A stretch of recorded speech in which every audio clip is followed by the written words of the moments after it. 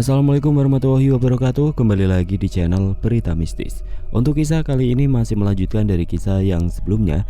Sebuah kisah yang diambil dari KBM dari tulisannya Rizky Ramadhani. Kisah yang berjudul Teluh Pati Darah. Dan sebelum kita lanjut ke ceritanya, tekan dulu tombol like video ini dan jangan lupa tekan juga tombol subscribe channel ini. Nyalakan juga lonceng notifikasinya agar tidak ketinggalan cerita-cerita lainnya dari channel ini. Dan buat teman-teman yang pengen membaca langsung ceritanya, nanti silahkan saja kunjungi linknya yang nanti akan saya sertakan di kolom deskripsi. Dan seperti apa untuk kelanjutan dari kisah ini, langsung saja kita masuk ke ceritanya.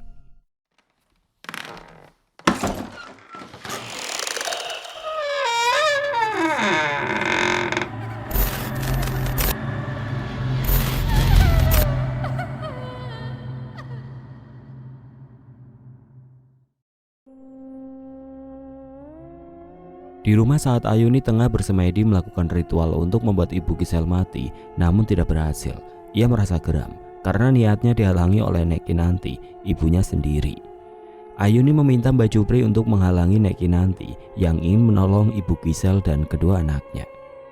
Pokoknya aku gak mau, kalau mereka masih hidup, mereka semua harus mati. Runtuk Ayuni yang tidak pernah merasa puas, membalaskan dendamnya pada keluarga Pak Haji. Keserakahan Ayuni sudah membutakan dirinya. Awalnya ia hanya ingin membunuh Pak Haji, tapi kini ia ingin semuanya mati. Karena anak-anak Pak Haji sungguh membuatnya merasa geram dan ingin membunuh semua anak Pak Haji. Ayuni juga ingin membuat Ibu Sari yang terus menghantuinya terkurung. Tapi ia belum berhasil membuat Ibu Sari berhenti menerornya. Karena si Sari juga, aku jadi tidak bisa leluasa membuat keluarga Ayuni dengan mudah mati. Keesokan harinya Ibu Gisel meminta kedua anaknya untuk segera merapikan semua pakaiannya dan mereka akan kembali ke kota hari ini juga. Tapi mah, aku bisa tinggal sekolah kalau pindah terus. Beberapa minggu lagi aku mau tryout mah. Saut Tasya yang memikirkan nasibnya kalau pindah sekolah lagi. Lebih baik kita tinggal sekolah daripada tinggal nama kan kak? Ujar Tiwi membela ibunya. Tasya tertegun. Ia merasa kesal jika harus selalu mengikuti apa kata ibunya. Tapi Tasya pun akhirnya menuruti, daripada ia harus menerima teror terus-menerus dari Tante Ayuni.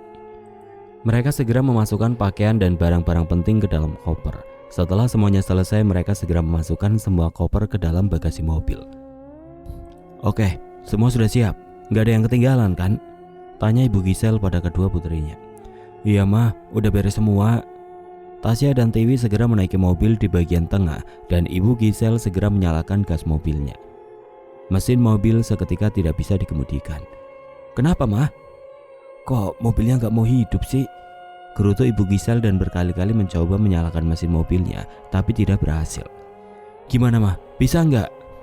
Nggak bisa nak, jawab Ibu Gisel. Sampai akhirnya ia melepas sabuk pengamannya dan keluar untuk mengecek mesin mobilnya. Tasya dan Tiwi akhirnya ikut keluar untuk melihat apa yang terjadi dengan mobilnya. Ibu Gisel nampak menelpon seseorang, yaitu teman Pak Haji yang akan ia minta tolongkan untuk mengecek kondisi mobilnya. Tasya dan Tiwi nampak panik, begitu juga Ibu Gisel. Kita masuk ke rumah dulu sambil nunggu temennya Papa buat ngecek mobil. Tita Ibu Gisel dan langsung merangkul kedua putrinya ke dalam rumah.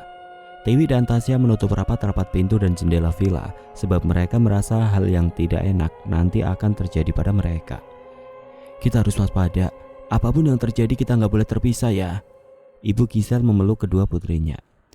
Maafkan Mama kalau Mama lambat menyadari semuanya, kalau kita dalam incaran dendam Tante Ayuni. Kita panggil Nek Kinanti saja ke sini mah. Tapi dia nggak bisa dihubungi Wi, rumahnya masuk ke dalam hutan. Cuma Nek Kinanti yang bisa nolong kita mah. Gimana kalau nanti Tante Ayuni datang dengan dukun santet itu? Aku yang akan panggil Nek Kinanti untuk kesini, ujar Tiwi. Tidak, kita gak boleh terpisah. Mama gak mau kehilangan kalian, tolak Ibu Gisel yang memeluk kedua putrinya dengan erat. Kita sama-sama ke rumah Nek Kinanti, saran Tasya, dan Tiwi mengangguk setuju. Bagaimana dengan teman Papa yang akan memeriksa mobil nanti? Mama hubungi biar temannya Papa langsung ngecek mobil aja mah. Kita harus tinggal di rumah Nek Kinanti.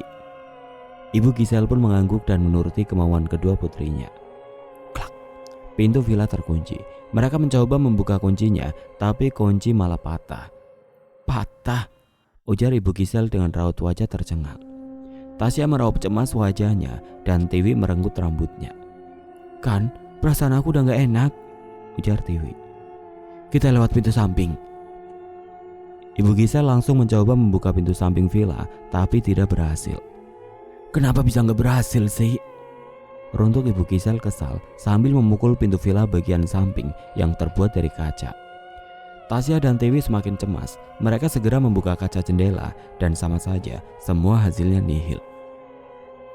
Suara tawa menggema terdengar dari lantai 2. Tasya, Tiwi dan Ibu Gisel mendongak ke atas melihat Ayuni nampak berdiri di balkon bagian dalam dan melangkahi anak tangga satu persatu untuk turun. Ayuni? Kalian mau kemana? Tanya Ayuni dengan lembut.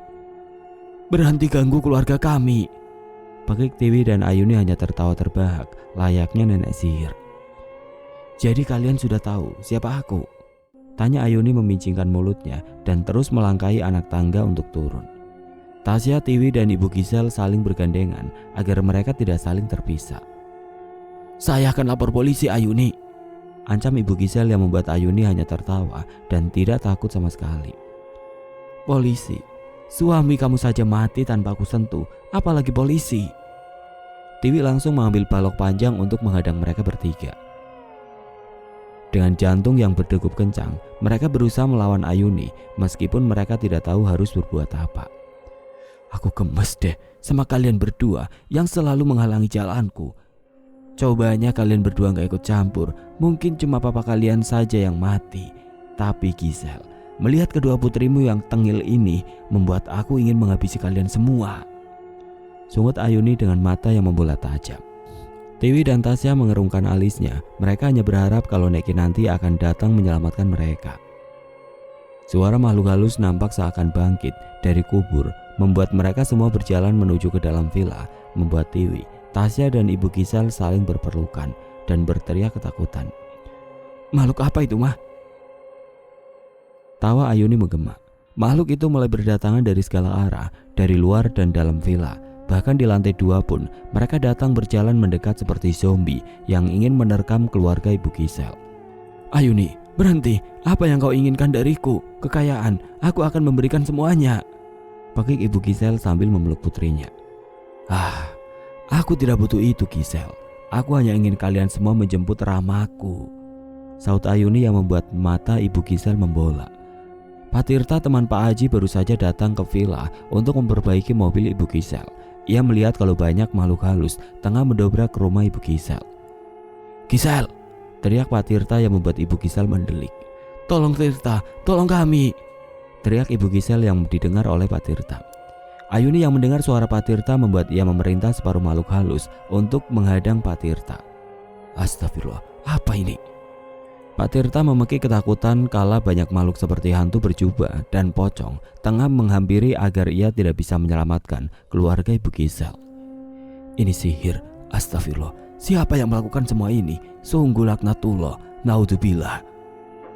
Pada saat itu juga Pak Tirta yang sedikit mempunyai kelebihan langsung membacakan ayat suci Al-Quran.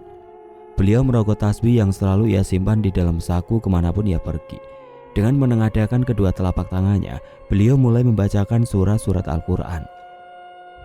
Setelah lafaz yang dibacakan Pak Tirta selesai, beliau langsung mengibaskan tasbih yang ia pegang ke arah setan-setan yang mengelilinginya. Seketika itu juga setan-setan itu langsung musnah di tangan Pak Tirta. Beliau langsung berlari masuk mendobrak pintu villa Bu Gisel untuk menyelamatkan Ibu Gisel dan kedua putrinya. Benar saja ketika pintu berhasil didobrak oleh Pak Tirta, nampak pemandangan yang sangat mengerikan, di mana Ibu Gisel dan kedua putrinya tengah dikerjai oleh Ayuni. Siapapun kamu, apa motifnya? Kenapa kamu melakukan hal yang dilaknat Allah? Tolong jangan sakiti mereka. Kau siapa? Berani-beraninya kau ikut campur dengan urusanku. Saya kawan kerjanya mendiang Pak Haji. Tolong biarkan mereka pergi. Oh, kau rupanya teman si Haji. Berarti musuhku juga. Siapapun orang yang membela keluarga Haji akan ikut merasakan akibatnya. Astagfirullah, sadar Mbak, perbuatan kamu ini bisa mencelakai siapapun termasuk diri kamu sendiri. Kembalilah ke jalan yang benar. Tidak baik menyimpan dendam, apalagi sampai bersekutu dengan iblis, tutur Pak Tirta. Diam. Lancang sekali kau menceramai aku. Tahu apa kau? Mereka yang telah menghancurkan keluargaku. Tunjuk Ayuni kepada Bu Gisel dan kedua putrinya yang masih saling berpelukan karena ketakutan. Ayuni langsung mengeluarkan kembali sihirnya. Ia juga mengambil sebuah boneka yang wujudnya seperti boneka santet. Lihat ini. Dengan ini kalian akan bisa aku mainkan seperti boneka. Tapi aku ingin boneka ini aku siksa dengan begitu sangat sadis. Ayuni menunjuk 3 boneka santet yang membuat Ibu Gisel dan kedua anaknya mendelik. Biadab kamu. Pak Tirta langsung melemparkan tasbih yang sudah ia bacakan doa ke arah Ayuni sampai tangan Ayuni kepanasan dan menjatuhkan ketiga boneka itu. Boneka yang jatuh segera diambil oleh Pak Tirta dan diselamatkan. Sialan, sudah aku bilang jangan ikut campur. Ayuni, berhentilah berbuat seperti itu. Kami tidak akan tinggal di sini lagi. Kami akan pergi dari sini, teriak Ibu Gisel sehingga Ayuni memincingkan mulutnya. Bukan itu yang ku mau, Gisel. Aku ingin kalian semua aku kirim ke neraka. Ayuni langsung menaburkan seperti biji-bijian sehingga gemuruh dari dalam tanah terdengar.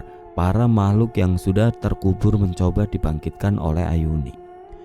Tawa Ayuni menggema. Ayo, kita harus segera pergi dari sini. Pak Tirta langsung menarik tangan Ibu Gisel dan kedua putrinya untuk segera keluar dari villa. Prak, prak. Pintu villa yang sudah terbuka kembali tertutup. Pak Tirta menarik tangan Ibu Gisel untuk mencari jalan keluar. Ibu Gisel dan kedua anaknya berlari beriringan. Tirta, aku ingat jalan keluar lainnya di belakang dekat gudang bawah tanah yang tembus ke garasi. Ibu Gisel berlari lebih dulu diikuti Tasya dan Tiwi, kemudian Pak Tirta menjaga mereka dari belakang. Makhluk dalam kubur yang sudah dibangkitkan oleh Ayuni diperintahkan untuk mengejar Ibu Gisel dan yang lainnya. Mata Ayuni mendelik mencari keberadaan mereka yang sudah tidak terlihat dengan matanya. Kemana larinya wanita brengsek itu? Runtuk Ayuni dan kemudian ia segera berjalan keluar. Banyak makhluk halus yang berdiri mengawalnya di luar halaman. Ibu Gisel berlari keluar villa, lewat garasi dan bertemu dengan Ayuni kembali di halaman rumah. Kau tidak akan bisa lari dariku, Gisel. Nafas Ibu Gisel dan yang lainnya sudah terengah. Tiwi berpikir tidak ada jalan lain selain memanggil Nek Kinanti. Tiwi langsung memisahkan diri berlari sekuat tenaga ke dalam hutan pinus. Tiwi, jangan pergi nak, jangan berpencar. Tapi Tiwi tidak menghiraukannya. Ayuni melihat Tiwi yang sedang berlari memerintahkan sebagian para sekutunya untuk mengejar Tiwi. Kita mau gimana lagi, Mah? Pak Tirta meminta Bu Gisel dan Tasya tetap berada di belakangnya. Jangan sok jadi pahlawan kamu, seru Ayuni geram dengan Pak Tirta yang ikut campur. Sementara itu Tiwi terus berlari, meskipun rasanya sekuat tenaga apapun ia berlari, tidak mampu membuatnya sampai ke tujuan. Dan justru ia semakin cepat dikejar oleh para sekutu Tante Ayuni. Tuhan, tolong aku Tuhan, aku percaya Engkau Maha Penolong. Brak, Tiwi pun tersungkur ke bawah karena tersandung batang pohon yang tumbang. Ia segera bangkit dan melihat banyak makhluk halus bergelantungan ingin menerkamnya. Fus, tidak. Tiwi berteriak kala makhluk yang menyeramkan itu terbang menghampirinya. Tiwi langsung beranjak dan terus berlari meskipun tidak tahu kemana arah tujuannya. Dukun sialan, runtuk Tiwi dengan nafas yang terengah. Raganya sudah tidak lagi mampu menopang diri karena Tiwi sudah banyak mengalami luka karena jatuh bangun. Jangan beraninya sama anak kecil, Jupri, teriak Nek Kinanti dari belakang Mbak Jupri, sehingga ia memutar badannya melihat Nek Kinanti yang berdiri menatapnya. Nenek tua, masih hidup rupanya kau. Kalau begitu, marilah kita tanding dulu. Siapa di sini yang akan mati? Tantang Mbak Jupri pada Nek Kinanti. Ilmu hitam tidak akan pernah bisa memenangkan kebenaran, Jupri. Apalagi kau telah membawa anakku ke jalan yang salah, dengus Nek Kinanti dengan geram. Kau selalu saja meremehkanku. Kau memang patut untuk mati bersama dengan anak ini, sungut Mbak Jupri yang langsung mengeluarkan cahaya dari tangannya, kemudian dilempaskan ke arah Nek Kinanti. Nek Kinanti segera menghindar dan mereka bergulat hebat saling mengadu keilmuan. Tiwi merasa khawatir dan melihat di bagian celana Mbak Jupri nampak boneka santet yang tergantung di sana. Tiwi berusaha untuk mengambilnya dengan berjalan perlahan mendekati mereka yang sedang bergulat. Dengan hati-hati Tiwi mendekat dan saat Mbak Jupri tengah berdiri dan tidak menyadari Tiwi berada di belakangnya, Tiwi langsung merampas boneka santet di celana Mbak Jupri sehingga Mbak Jupri terkejut dan menoleh. "Sialan, kembalikan keris itu," pinta Mbak Jupri. Dengan nafas yang terengah, Tiwi beringsut mundur dan melempar boneka itu ke arah Nek Kinanti. "Anak pintar," ujar Nek Kinanti. Mbak Jupri berniat menyerang Nek Kinanti, tapi Tiwi memukulnya dengan batang kayu yang besar. "Brak! Anak sialan!" rintih Mbak Jupri kesakitan. Nek Kinanti menghadapkan boneka santet itu, membaca mantra untuk boneka santet yang diberi nama Mbak Jupri. "Berhenti lakukan itu, Kinanti. Biar saya yang melakukannya, Nek." Mbak Jupri mendelik dan mencoba merampas boneka itu di tangan Tiwi. Tapi dengan gesit Tiwi langsung mematahkan kaki boneka santetnya. Seketika merasa kakinya patah. "Ah!" teriak Mbak Jupri kesakitan. "Bocah sialan. Sekali lagi kau bilang aku sialan. Rasakan ini." Tiwi memutar kepala boneka itu hingga putus. "Ah!" Begitu juga kepala Mbak Jupri yang langsung terpisah dari tubuhnya. Akhirnya Mbak Jupri terkapar dengan tangan, kaki dan juga kepala yang terpisah. Tiwi merasa senang. Akhirnya semua kesengsaraan ini telah usai. Namun semua tidak seperti apa yang Tiwi bayangkan. Rupanya tubuh Mbak Jupri yang semula telah terpisah kini menyatu kembali. Kertak. Mbak Jupri seolah-olah tidak merasakan kesakitan. Dia menatap Tiwi dan Nek Kinanti secara bergantian dengan tatapan yang sulit diartikan. Senyum licik terukir di bibirnya. Mbak Jupri tertawa dengan sangat lantang sambil berdiri merentangkan kedua tangannya. "Lihatlah, apa kalian pikir aku akan mati semudah itu? Tentu tidak." "Nenek, kenapa Mbak Jupri hidup kembali?" tanya Tiwi dengan gugup. Boneka yang ia pegang sampai terjatuh karena syok melihat pemandangan yang baru saja ia lihat dengan mata kepalanya sendiri. Bagaimana Mbak Jupri bisa hidup kembali, bahkan tubuhnya yang semula terpisah menyatu kembali. "Rawa rontek," jawab Nek Kinanti. Apa maksudnya, Nek?" tanya Tiwi kemudian. "Ya, Jupri mempunyai ajian rawa rontek, di mana ia tidak bisa mati meskipun tubuhnya sudah terbelah. Tubuhnya tidak boleh menyentuh tanah sedikit pun. Iya, baru ia bisa mati. Ia harus dimusnahkan di atas tanah," tutur Nek Kinanti memberi penjelasan panjang lebar. "Pintar juga kau, Kinanti. Kau banyak tahu tentang diriku." "Kau jangan senang dulu, Jupri. Ini baru awal saja. Kau akan musnah dari muka bumi ini supaya tidak ada lagi korban-korban jiwa karena ulahmu." Nenek Kinanti menancapkan tongkat yang selalu ia bawa untuk membantunya berjalan. Ia memantrai tongkatnya dengan ajian Sigoro Geni. Seketika tongkat yang semula berdiri kokoh kini berubah menjadi seekor ular raksasa, membuat Mbak Jupri dan juga Tiwi terlonjak. Tiwi mundur beberapa langkah. Seketika itu juga Mbak Jupri tidak tinggal diam. Ia tidak mau kalah dalam pertempuran ini. Ia pun mengeluarkan ajian pamungkas andalannya. Ia mengeluarkan sosok piaraannya, yaitu hantu Banaspati. Nenek Kinanti memerintahkan ular raksasa itu untuk menyerang Mbak Jupri. Begitu juga dengan Mbak Jupri. Ia langsung mengarahkan Banaspati itu ke arah ular milik Nek Kinanti. Pertempuran sengit pun dimulai. Efek pertempuran yang terjadi sampai menimbulkan kilat cahaya di atas langit. Sementara itu di rumah Ibu Gisel, Pak Tirta memberanikan dirinya untuk membuat Ayuni menyerah. Ia tiada henti membacakan doa ayat-ayat suci Al-Quran untuk mengalahkan Ayuni. Tubuh Ayuni terasa panas dikala ia mendengar suara Pak Tirta dengan lantang membacakan ayat suci di depan Ayuni. Makhluk-makhluk yang dihidupkan kembali oleh Ayuni pun seperti merasa kepanasan, kesakitan, sehingga membuat mereka terkapar dan menghilang. Dengan tasbih yang terus dibacanya, setelah sampai lebih dari beberapa kali putaran, ia membaca zikir di sebuah tasbih itu. Dia layangkan tasbih masuk mengalungi bagian leher Ayuni. "Wah, panas, sakit!" teriak Ayuni sehingga Ibu Gisel dan Tasya terkejut melihat aksi yang dilakukan oleh Pak Tirta. Pak Tirta berhasil membekuk Ayuni dengan cara membuatnya pingsan di tempat. Kemudian mereka pergi meninggalkan Ayuni yang sedang tergeletak di rumputan. Pak Tirta dengan terburu-buru mengambil mobil di halaman rumah Ibu Gisel.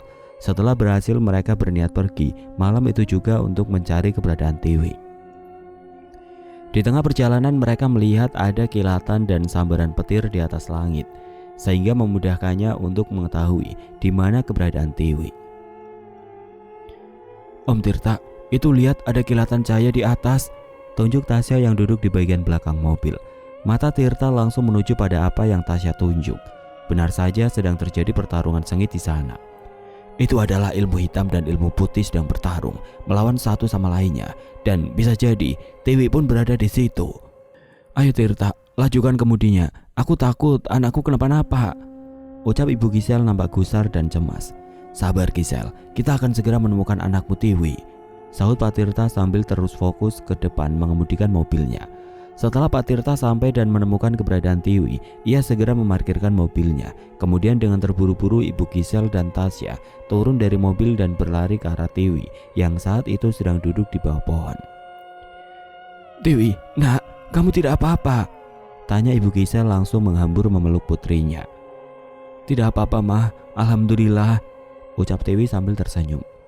Mama kok bisa menemukanku? Tanya Tiwi kemudian.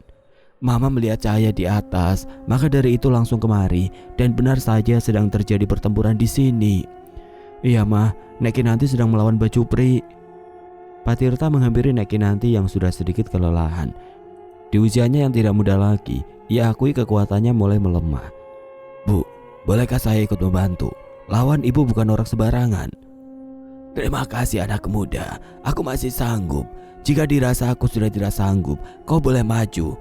Kau bantu dengan doa, karena orang yang kita hadapi ini manusia setengah setan. Baik bu, saya akan berada di belakang ibu. Nek Kinanti mengangguk, namun tanpa diduga ular yang Nek Kinanti kerahkan kalah di tangan Mbak Jupri, sehingga Pak Tirta ikut maju untuk melawan. Kalian pikir aku bisa mati semudah itu? Akhirnya Pak Tirta maju untuk melawan Mbak Jupri. Pak Tirta mengerahkan semua doa yang dia punya. Belum sempat ia menyelesaikan doanya, hantu Banaspati itu mencengkram leher Pak Tirta sampai ia kesusahan untuk melanjutkan doanya. Lancang, berani kau mencampuri urusanku, teriak hantu Banaspati itu sambil mengangkat tubuh Pak Tirta, kemudian mengempaskannya ke pohon, sehingga Pak Tirta memuntahkan darah. Ibu Gisel terkejut dan menghampiri Pak Tirta untuk membantunya. Tawa Mbak Jupri menggema. Mumpung kalian sudah berkumpul di sini, saya akan membuat kalian semua mati. Tidak semudah itu, Jupri. Nenek Peot, kekuatanmu tidak ada bandingannya dengan kekuatanku. Pak Tirta menyeka darah yang keluar dari mulutnya dan segera berdiri. Ia menghampiri Nek Kinanti untuk membisikkan sesuatu. Jika ia mempunyai kekuatan rawa rontek, ia harus mati tanpa tersentuh oleh tanah dengan cara membuat Mbak Jupri melayang di udara. Nek Kinanti mengangguk. Pak Tirta berada di belakang Nek Kinanti untuk terus membacakan ayat suci agar bisa membantu Nek Kinanti. Mbak Jupri hanya tertawa sombong karena ia merasa kalau Nek Kinanti sudah tidak kuasa melawannya. Suara lantang Pak Tirta sehingga membuat cahaya putih bersinar muncul dari telapak tangan Nek Kinanti. Diluncurkan cahaya itu ke arah Mbak Jupri sehingga ia melayang ke udara yang seakan tubuhnya kaku, tidak bisa digerakkan. Nek Kinanti dan Pak Tirta saling tatap dan mereka mengangguk. Nek Kinanti mengeluarkan sinar dari sebelah tangannya lagi untuk memanggil sebuah kilat untuk menyambar Mbak Putri. Apa yang kau lakukan, Kinanti? Seketika petir menyambar Mbak Jupri. Ibu Gisel dan kedua putrinya saling berpelukan karena ketakutan dengan apa yang mereka lihat di depan mata mereka. Tidak ada suara Mbak Jupri terdengar lagi. Tubuhnya sudah hangus disambar petir yang begitu sangat kuat. Tiada kekuatan yang lebih hebat daripada Tuhan Yang Maha Kuasa. Saat itu juga Mbak Jupri langsung meninggal dunia dengan keadaan yang mengenaskan. Tubuhnya kaku, hangus dan mengeluarkan bau busuk yang begitu sangat menyengat. Banaspati pun menghilang bersamaan dengan Pak Tirta yang langsung terkapar jatuh pingsan karena kehabisan energi untuk melawan Mbak Jupri. Pak Tirta, teriak Ibu Gisel yang langsung menghampiri Pak Tirta. Wajahnya pucat seperti orang kehabisan darah. Ibu Gisel dan Nek Kinanti beserta Tasya dan Tiwi langsung membopong Pak Tirta masuk ke dalam mobil dan membawanya pergi ke rumah sakit. Ibu Gisel yang menyetir mobilnya sementara Pak Tirta terbaring lemas di kursi tengah yang dijaga oleh Tasya dan Tiwi. Nek Kinanti pun ikut serta duduk di sebelah Ibu Gisel. Nek Kinanti berjaga-jaga kalau ada sesuatu yang menghalangi jalan mereka nantinya. Sesampainya mereka di rumah sakit, Pak Tirta langsung mendapat pelayanan dari pihak rumah sakit. Ibu Gisel sangat cemas sekali. Bagaimana jika terjadi sesuatu dengan temannya? Kamu tenang saja. Saya akan membantunya dengan membacakan doa-doa agar ia segera sembuh. Melawan Banaspati memang tidak mudah. Kalian harus hati-hati sebab ia masih hidup. Tasya dan Tiwi juga mendapatkan perawatan karena tubuh mereka mengalami luka-luka. Apalagi Tiwi yang mempunyai banyak goresan luka. Bagaimana dengan Ayuni? Dialah yang menghalangi kami untuk pulang. Ia membangkitkan semua orang yang sudah dikubur untuk menyerang kami. Syukurnya ada Tirta yang bisa menanganinya. Tapi Ayuni masih hidup. Dia hanya jatuh pingsan di depan villa tadi. Sementara Ayuni tersadar. Tubuhnya terbaring lemas di atas rumputan halaman rumah Ibu Gisel. Badannya kesakitan karena ia mendapatkan perlawanan hebat dari Pak Tirta. Kurang ajar. Siapa laki-laki itu? Bisa hanya dia melawanku. Pekik Ayuni sambil berusaha bangun perlahan dan beringsut untuk pergi. Sebelum pergi, Ayuni kedatangan Banaspati yang tiba-tiba muncul di hadapannya. Ayuni, Baju Pri sudah meninggal, kata Banaspati dengan suara serak yang menggema dan menyeramkan. Mati? Dia punya rawa rontek, tidak mungkin bisa mati. Dia mati tanpa menyentuh tanah. Tubuhnya dibuat melayang oleh ibumu dan juga satu temannya yang membuat Baju Pri kehilangan nyawa. Ucap Banaspati yang membuat Ayuni tertegun. Bisanya Baju Pri kalah dengan seorang nenek tua dan pemuda yang tidak mempunyai ilmu dan hanya mengandalkan ayat suci saja. Ayuni berpikir untuk menambah kekuatan. Ia tidak bisa melawan Nek Kinanti dengan Pak Tirta sendirinya. Ia segera pulang dan membuat sesaji yang dibacakan mantra untuk meminta tumbal. Aku harus mencari tumbal bayi yang baru lahir untuk menambah kekuatan, ujar Ayuni di depan sesaji yang sudah ia persembahkan untuk memanggil roh-roh halus. Ia tidak akan pernah berhenti untuk mencelakai keluarga Ibu Gisel. Ia ingin semua keluarganya termasuk ibunya sendiri itu mati. Esok harinya Tasya dan Tiwi pamit pulang ke villa untuk istirahat sejenak karena tidak betah berada di rumah sakit. Ibu Gisel masih menjaga Pak Tirta yang masih belum sadarkan diri. Tiwi dan Tasya pulang bersama Nek Kinanti untuk menjaga mereka. Mereka datang ke villa menggunakan taksi online dan melihat villa nampak berantakan, kotor, dan banyak lumuran darah bekas peristiwa kemarin. Kayaknya kita harus bersih-bersih dulu, Dewi, seru Tasya melihat kondisi villa yang nampak kotor.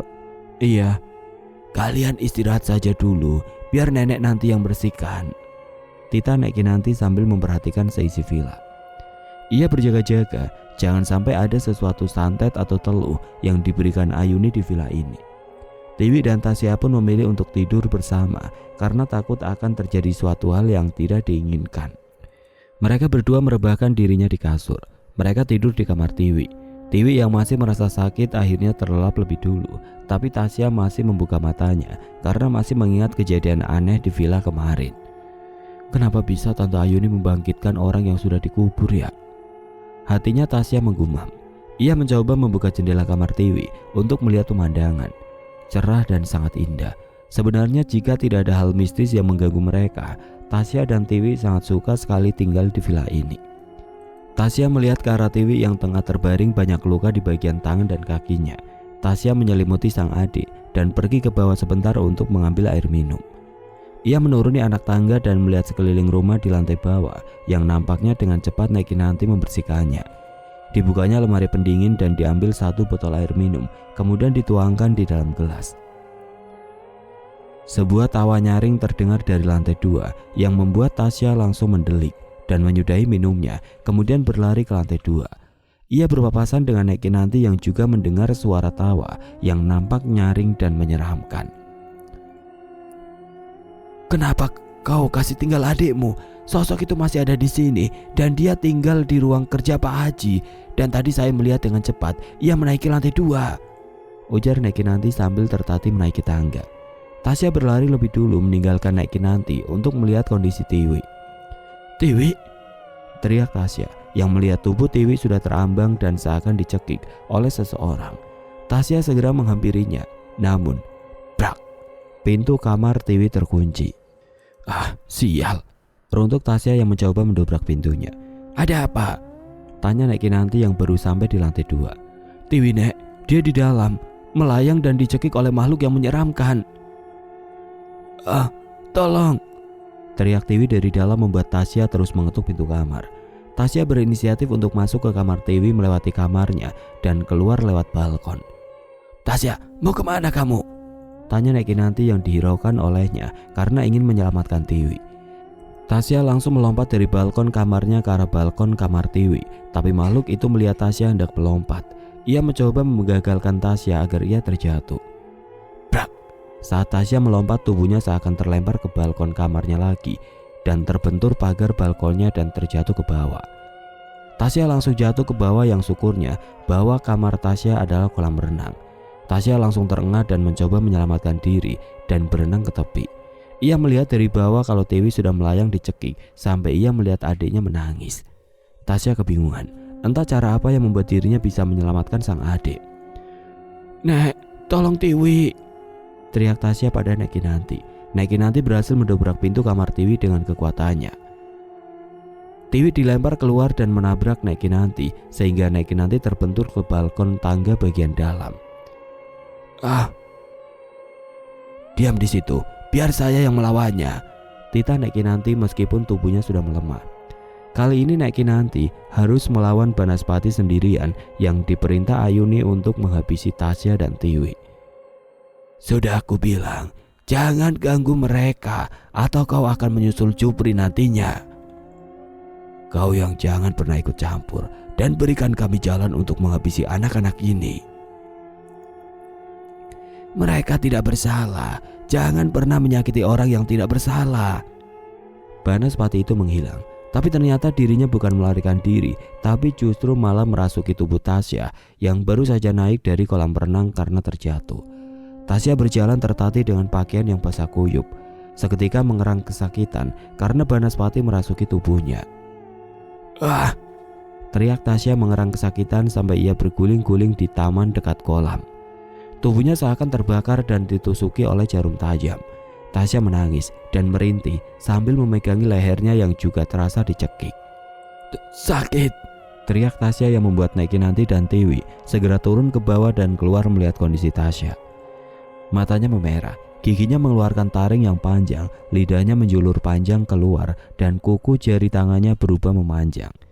"Kalian harus mati!" teriak Tasya yang dikendalikan oleh Banaspati. Tasya menghampiri Tiwi, tapi Nek Kinanti coba menghadangnya. "Ini adikmu Tasya, jangan kau menyakitinya." Tawa Tasya menggema dengan suara parau yang sangat menyeramkan. Tatapan matanya tajam menatap Nek Kinanti dan Tiwi penuh kebencian. Dirinya dikuasai oleh Banaspati. "Bunuh saja aku." Nek Kinanti menggelengkan kepalanya. Kalau ia membunuh Banaspati di dalam tubuh Tasya, pasti yang mati nantinya adalah Tasya. Nek Kinanti tidak ingin terkecoh dan terus membaca mantra dan diraihnya kepala Tasya bagian ubun-ubunnya dan dibacakan. "Tiwi, pegang erat kakimu," titah Nek Kinanti saat Tasya sudah mengerang kesakitan dan mengamuk. "Lepas!" teriak Tasya sekuat tenaga. Tapi Tasya berhasil menghindar. Tiwi tidak kuasa menahan amukan sang kakak karena tubuhnya terasa sangat kuat, sehingga Tiwi terpental sampai menabrak dinding rumah dan mengeluarkan darah dari mulutnya. "Saya tidak akan melepaskan anak ini." Diva dan Rena langsung memeluk Tasya dari belakang. Mereka adalah teman satu kelas Tiwi. "Diva, Rena, hati-hati, dia bukan Kak Tasya." "Aku tahu, Wi, aku bawa Pak Ustadz ke sini," seru Diva yang masih memegangi tangan Tasya yang mengamuk seperti hewan yang hendak disembelih. Di hadapan Tasya muncullah seorang ustadz yang usianya hampir 60 tahun dengan membacakan ayat-ayat suci yang ia komat-kamitkan di dalam mulutnya. "Lepas, kau tidak akan bisa membuatku keluar dari sini," teriak Tasya yang masih dikuasai oleh Banaspati. Pak Ustadz dan Nek Kinanti akhirnya bersatu mengeluarkan Banaspati dari tubuh Tasya. Nek Kinanti langsung memijat bagian titik kejut yang dimaksud yaitu ruas jari antara ibu jari dan telunjuk, lalu bagian jempol kaki, bagian belakang telinga, dan ulu hati. Pak Ustadz mengumandangkan azan di telinga Tasya dan membaca ayat kursi dan ayat-ayat lainnya sehingga Tasya mengerang kepanasan. Tiwi juga membantu Nek Kinanti menekan bagian titik kejut di tubuh Tasya sehingga Tasya berteriak dahsyat dan mengamuk, tapi Diva dan Rena membantu memegangi Tasya dengan begitu kuat. Tasya mengamuk sehingga semua orang hampir terpental. Upaya mengeluarkan Banaspati dari tubuh Tasya memang sulit. Pak Ustadz juga membaluri minyak wangian yang sudah ia bawa dan meminta Nek Kinanti untuk membalurinya ke tubuh Tasya, sehingga tubuh Tasya serasa kram dan kesakitan sehingga ia akhirnya pingsan. Kakakku nggak apa-apa kan? Tiwi langsung merasa panik. Dia tidak kuat menahan sakit karena Banaspati menguasai tubuhnya sehingga ia jatuh pingsan, ujar Pak Ustadz dan meminta semua membopong Tasya ke kamar tidur. Tasya terbaring di atas ranjang dengan tangan dan kakinya terikat. Pak Ustadz Abu, Nek Kinanti dan yang lainnya terus melantunkan ayat suci Al-Quran mengelilingi Tasya, sehingga mata Tasya terbuka memerah padam. Wajahnya pucat dan bibirnya membiru, tidak terlihat wajah cantik Tasya lagi, melainkan wajah yang menyeramkan. "Lepaskan saya!" bekik Tasya yang masih dikuasai Banaspati. Tangan dan kakinya berusaha sekuat tenaga sampai ranjang. Tempat tidurnya pun ikut bergerak dan hampir melayang di udara, tapi mereka semua menahannya. Tubuhnya melayang, tapi karena tangan dan kakinya terikat, ia tidak bisa melayang jauh. Angin berembus kencang sehingga mereka menahan diri Tasya hampir tidak kuasa. Tapi Pak Ustadz dan Nek Kinanti terus melantunkan ayat suci Al-Quran tiada henti, dan akhirnya seketika semua kegaduhan itu berhenti. "Sudah berhenti, Banaspati sudah keluar?" tanya Tiwi panik sebab ia waspada kalau akan mengenai yang lainnya. "Sepertinya dia sudah pergi, tapi tetap waspada karena ia bisa kapan saja datang." "Ayo kita pergi dari sini, Wi, bawa kakakmu." "Iya, kita sama-sama naik mobil Pak Ustadz Abu," ajak Rena. Tiwi mengangguk dan melepaskan tali yang mengikat kakaknya. Ia segera merangkul Tasya dan dibantu oleh Diva. Nek Kinanti dituntun oleh Rena dan Pak Ustadz Abu segera membuka pintu mobilnya. Setelah semuanya masuk, mereka segera meninggalkan villa menuju rumah sakit untuk menemui Ibu Gisel. "Di mana kamu tahu kalau aku sedang dalam bahaya, Div?" tanya Tiwi pada Diva. Diva duduk di sebelah Pak Ustadz Abu yang ternyata dia adalah keponakan dari Pak Ustadz. Sementara Tasya bersandar pada Tiwi yang duduk di kursi tengah dengan Nek Kinanti. Rena duduk di kursi bagian belakang. "Aku punya firasat buruk. Pas kamu nggak sekolah dari kemarin, terus aku ingat kamu pernah cerita soal telu. Lalu di daerah sini emang marak telu dan santet." "Makasih banyak ya, Div. Kalau nggak ada kalian, aku nggak tahu nasib kami bagaimana." "Ayuni memang sudah dikenal sebagai tukang telu dan santet. Bahkan dia bisa mencari tumbal untuk menambah kekuatannya. Hanya saja warga masih belum mendapatkan bukti yang jelas untuk menangkap bahasanya," kata Pak Ustadz Abu. "Kenapa Ayuni tidak mau berhenti melakukan ini? Hatinya sudah ditutupi oleh kedendaman dan dikuasai oleh ilmu hitam," runtuk Nek Kinanti. Tiba-tiba saja Pak Ustadz mengerem mendadak sehingga membuat semua orang di mobil terkejut. Mereka menatap tajam ke arah depan yang melihat segerombolan manusia berjubah hitam tengah menghalangi jalan mereka. "Astaga, apalagi ini?" "Tetap di mobil, jangan ada yang keluar," titah Pak Ustadz dan mereka menuruti.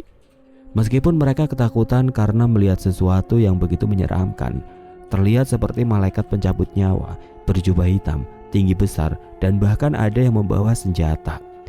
Wajahnya tidak terlihat karena gelap. Hanya saja suara langkah kaki mereka seakan menggumuruhkan bumi sehingga mereka sangat ketakutan. Pak Ustadz dan Nek Kinanti hanya membacakan sesuatu dalam hati untuk meminta perlindungan pada Yang Maha Kuasa. Segerombolan makhluk berjubah hitam itu pun berjalan mengelilingi mobil Pak Ustadz Abu. Segerombolan itu adalah makhluk yang dibangkitkan oleh Ayuni untuk menyerang Nek Kinanti dan juga anak Ibu Gisel. Mereka mengitari mobil Pak Ustadz sampai membuat semua yang ada di dalam mobil menjerit ketakutan. Mobil itu diangkat dan dilayangkan seperti layang-layang sehingga membuat mereka terguncang.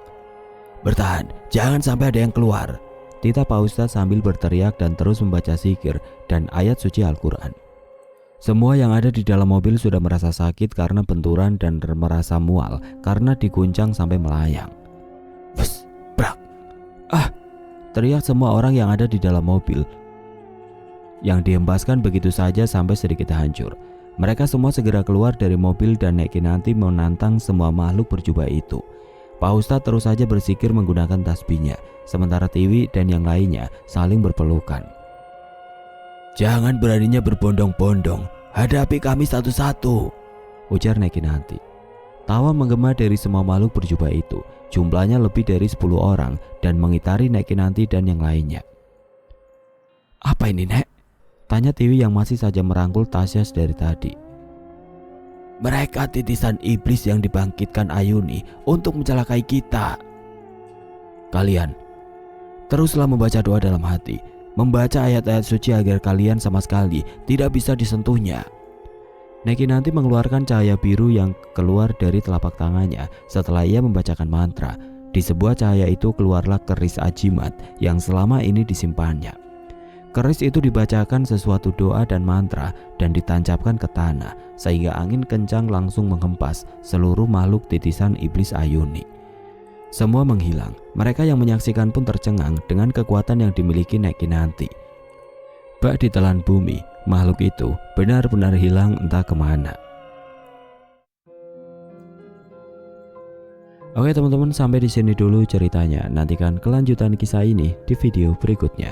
Agar tidak ketinggalan, klik tombol subscribe channel ini dan nyalakan lonceng notifikasinya. Wassalamualaikum warahmatullahi wabarakatuh.